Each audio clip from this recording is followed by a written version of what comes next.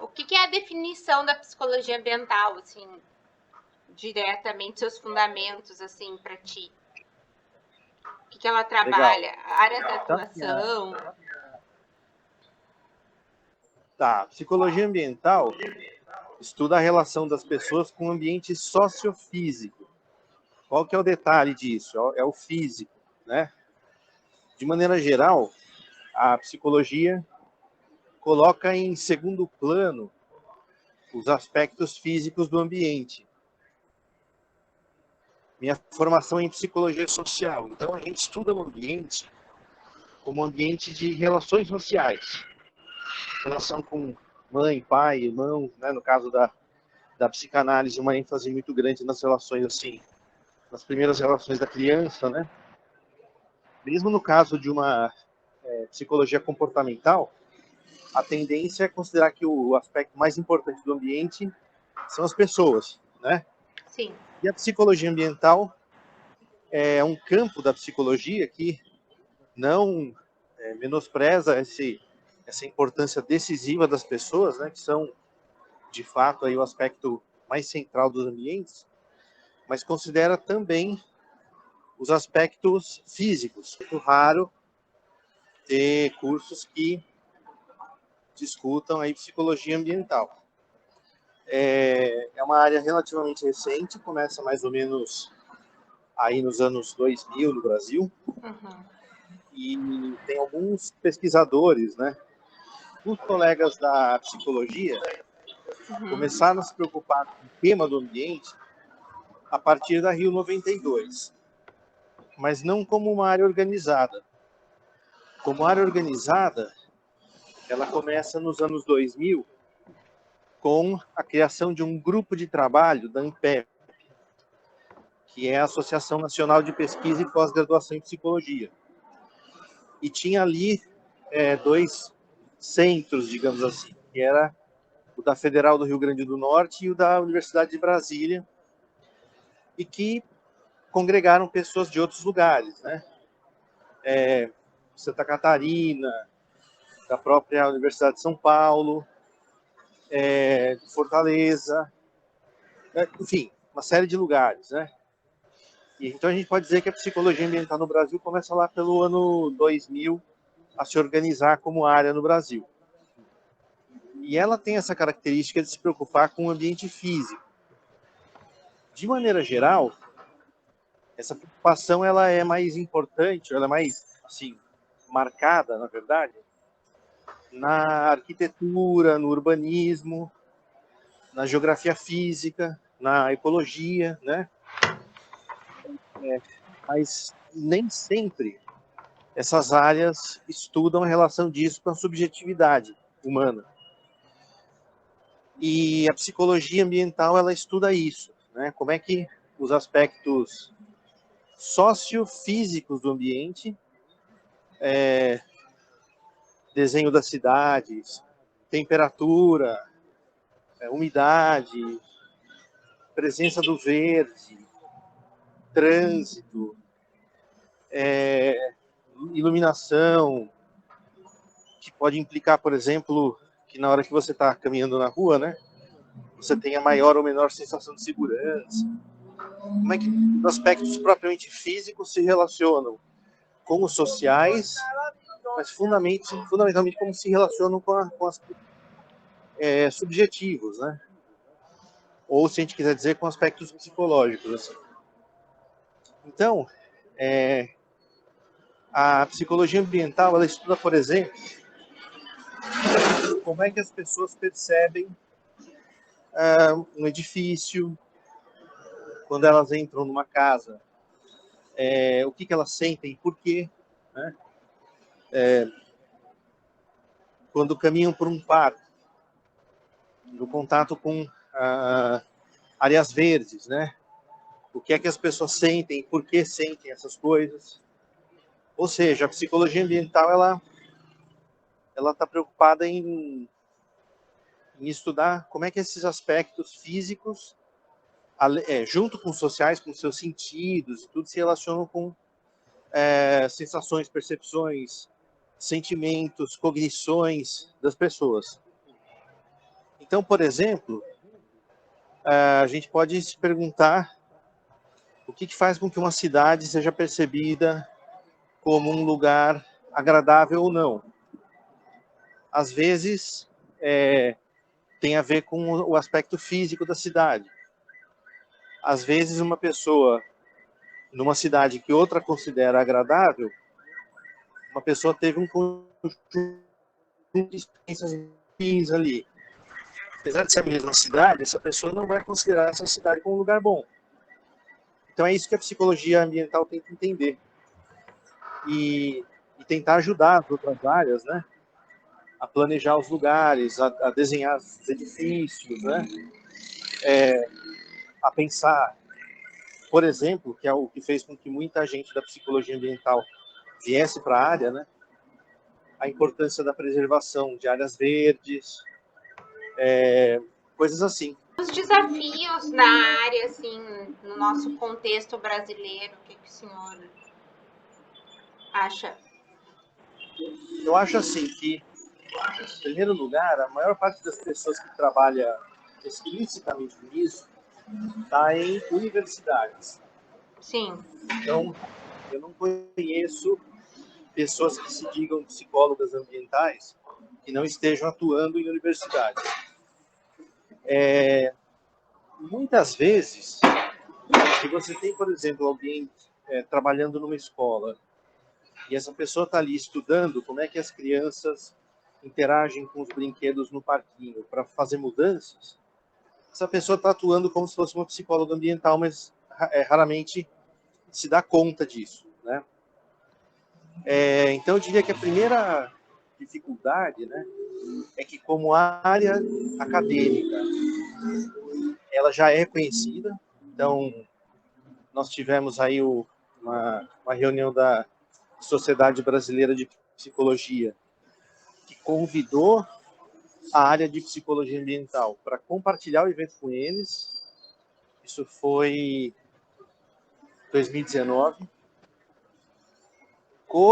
Assim, para compartilhar, para dividir o evento. Então, é um evento acadêmico extremamente importante, né, a SBP, e eles convidaram a psicologia ambiental explicitamente para que a área fosse, digamos, conhecida, né, e reconhecida, assim. Então, diria que agora na academia não há mais dúvida disso, mas como área profissional, não. Como área profissional ainda não existe uma atuação que as pessoas olhem e falem assim, isso é a atuação de uma psicóloga ambiental. Porque ela se mistura com a atuação de psicólogos, né, psicólogas do desenvolvimento, sociais. Por exemplo, muita gente que trabalha com trânsito se declara psicóloga ambiental. Por quê? Porque uma coisa é você fazer o psicotécnico, aí uma atuação de avaliação psicológica. Outra coisa é estudar a percepção dos motoristas, pedestres e tudo, para planejar o trânsito. Aí é uma atuação de psicologia ambiental. Sim. Então eu diria que essa é a principal dificuldade para o campo, no sentido de a principal dificuldade para consolidar o campo. Agora, como se pensar nos objetivos que o campo visa atingir, né, que tem a ver com a criação de ambientes mais acolhedores, mais adequados para as pessoas, mais humanos, né? Aí os desafios são gigantescos, né? Eu estou caminhando numa cidade que não tem nada de humanizado, que é São Paulo, né?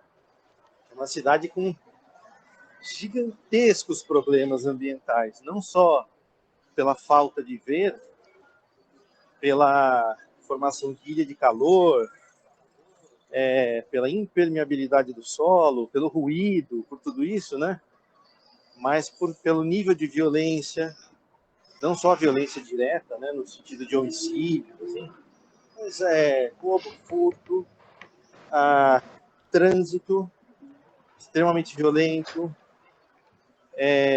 atuação violenta das forças policiais que configuram um componente do ambiente da cidade, né? E muitas pessoas sofrem diretamente com isso. Então, eu diria que os desafios, né? E a própria questão da crise ambiental, da crise climática. Então, assim, eu diria que os desafios para a área são gigantescos. Mas eu diria que existe um desafio que é, digamos, interno à área, que é a sua consolidação como campo de atuação profissional. Em primeiro lugar, consultarem o site da Associação Brasileira de Psicologia Ambiental. É um lugar legal para vocês encontrarem pessoas da área. Uma outra recomendação que eu daria, assim, muito prática, né, é consultarem o recém-publicado Catálogo de Práticas de Psicologia Ambiental, que foi publicado ano passado pelo Conselho Federal de Psicologia, que reúne atuações, assim, de intervenção, né, atuações, digamos, profissionais, assim, de profissionais da psicologia ambiental do Brasil inteiro. Eu tô lendo E ele, ali prof. você... Eu tô lendo ele Ah, tá ali. vendo? A outra coisa é que esse GT da Ampep, ele veio publicando material ao longo desses anos aí, na forma de livros, né? Então, hoje existe já uma biblioteca, assim, não é uma biblioteca gigantesca, mas é uma biblioteca com textos introdutórios de psicologia ambiental que as pessoas podem acessar. E nesse material, você vai ter contato com a bibliografia internacional, com as referências, né? E aí, para aquelas pessoas que puderem ler inglês, espanhol, já abre a possibilidade de, enfim, de consultar material em primeira mão dos colegas europeus, canadenses, norte-americanos que foram aí os pioneiros na área. Essas seriam as minhas primeiras recomendações, se aproximar das pessoas que já estão na área. E a outra coisa é não ter medo de ousar, porque o caminho para consolidar o campo não está dado. Vai depender de invenção. Tem muita gente da área que, na verdade, veio da arquitetura. Metade das pessoas veio da arquitetura. E são pessoas que trabalham com desenho de lugares e que dialogam diretamente com a psicologia, mas fazem intervenção, fundamentalmente, né? Aí são pessoas que desenham edifícios, desenham praças, ruas, né? Então, contato com essas colegas que trabalham diretamente, né, na mudança da paisagem também é uma coisa muito importante. E pode apontar um caminho para intervenção, para atuação, né? Eu diria, né? Primeiro que assim, não sei se vocês têm noção. Vocês estão pegando uma psicologia muito diferente da que eu peguei, por causa da pandemia. Sim. Já é diferente por causa das mudanças as mudanças tecnológicas, sociais, né? Tudo que aconteceram aí nesses últimos 30 anos, desde que me formei. A pandemia colocou a questão da saúde mental numa posição de absoluta importância e centralidade na sociedade. Então, eu não me lembro de ter visto tantos colegas da psicologia com consultórios lotados. Não me lembro de ter visto isso há muito tempo. O que significa que a psicologia ganhou uma importância que ela talvez nunca tenha tido na realidade brasileira. Isso significa que, assim, o tema da saúde mental se tornou um tema central. Não dúvida de que a saúde mental é algo central para, digamos assim, para que as pessoas tenham qualidade de vida. Uma das dimensões dessa saúde mental tem a ver com as capacidades da própria pessoa de lidar com aquilo que acontece na nossa vida. Perdas, sucessos, obstáculos, né? Mas um outro aspecto é a gente planejar o nosso mundo para que ele promova a saúde mental. E essa também é uma tarefa da psicologia. Naquilo que diz respeito a como planejar esse mundo em seus aspectos sociofísicos, físicos e sociais, a psicologia ambiental ela tem muito o que dizer já. Ela precisa ser ouvida, mas ela já tem muito o que dizer.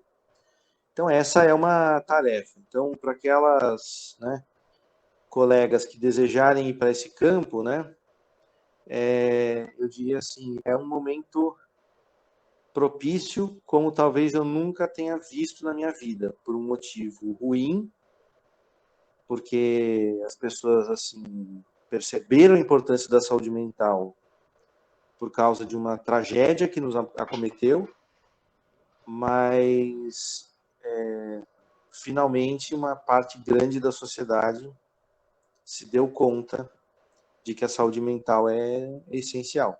Então, eu diria isso. E assim, para eles terem elementos para provar que você falou comigo, a Jane me contactou por WhatsApp, deve ter escrito no meu e-mail, deve ter recebido uma resposta automática com o meu número de WhatsApp. A maior parte das pessoas não acredita e não escreve no meu WhatsApp. Lá está escrito, por favor, me escreva no WhatsApp, mas as pessoas não acreditam e não... Então, ela acreditou que era verdade a mensagem, me mandou uma mensagem no WhatsApp, que realmente eu prefiro, e eu respondi, assim que eu recebi a mensagem dela, eu respondi, a gente demorou algumas horas para conseguir se acertar, marquei um horário com ela em que eu estaria em casa, acabei atrasando, estava na rua e a gente foi conversando enquanto eu andava na rua. Então, foi assim a nossa entrevista, e agradeço a Jane pela paciência e por ter aguentado essas idas e vindas aí.